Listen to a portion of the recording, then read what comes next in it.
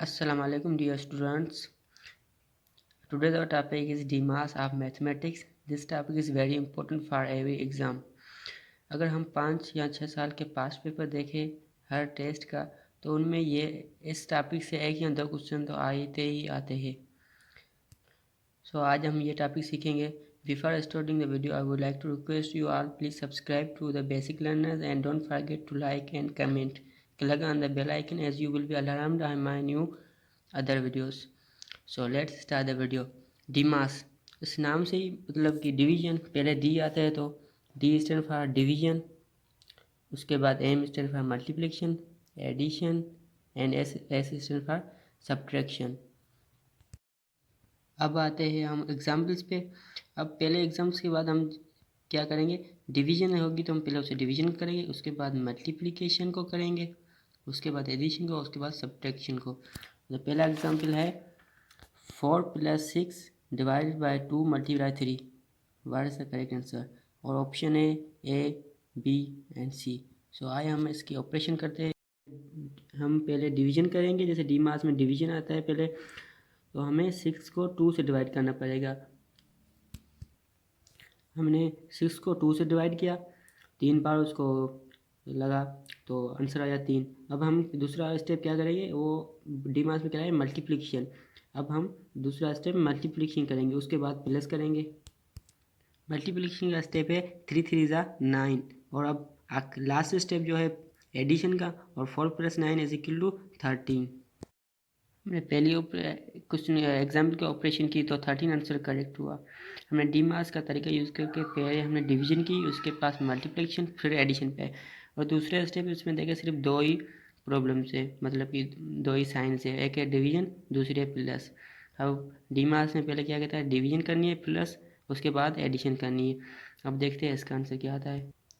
जब यहाँ पर हम आए तो 9 9 ज़ा 81, मतलब कि 81 को डिवाइड करेंगे 9 से तो 9 ही आंसर आएगा। और प्लस 34 को हमने जब एडिट किया तो आंसर आया 43। So here B option is correct one. मास सीख लिया, जैसे सिर्फ हमें नाम को ही फॉलो करना है डी मास को। अब हम आए बोर्ड मास पे। Many people say that DMAS और बोर्ड मास एक दो अलग टॉपिक है, लेकिन मैंने इसको फर्स्ट स्टेप और सेकंड स्टेप में ही आपको समझाने की कोशिश की है। सो बोर्ड मास हमें सिर्फ बी ओ को समझना होगा। बी स्टैंड फॉर ब्रैकेट्स, और ब्रैकेट्स कितनी किस्म की है, ब्रैकेट्स है 3 किस्म की, और चौथी किस्म के जो उसके वैक्यूम कहते हैं वो भी एक ब्रैकेट्स ही है। अगर वो आती है तो पहले हम उस पैरेंथेसिस से पहले हमें वो वैक्यूम करनी पड़ेगी।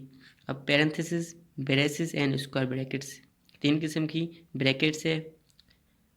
अगर किसी प्रॉब्लम में तीनों आ जाती है तो पहले हमें पैरेंथेसिस करनी पड़ेगी, ब्रेसिस, और उसके बाद स्क्वायर ब्रैकेट्स। हम प्रॉब्लम पे हम आते हैं ऑफ पे, जैसे कि बोर्ड मास में ओ स्टैंड फॉर ऑफ, जो कि एक मल्टीप्लिकेशन की साइन है, सब जानते हैं।